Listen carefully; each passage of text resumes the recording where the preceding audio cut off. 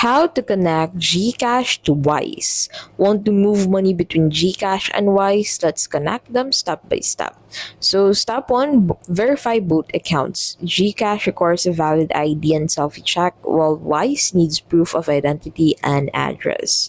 Now, open up Wise, and then from here, click on this Send button under your total balance and select Add at the top right, and then select your currency, and then select GCash from here, and then set this to myself.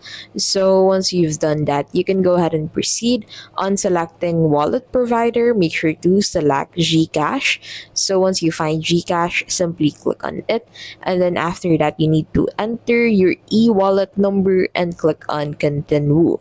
Now once you have sent an amount of money to this specific GCash account, it would then be saved on your current contacts. So once you make another transaction, you can easily select GCash again with your saved account details. And that is how to connect GCash to Wise.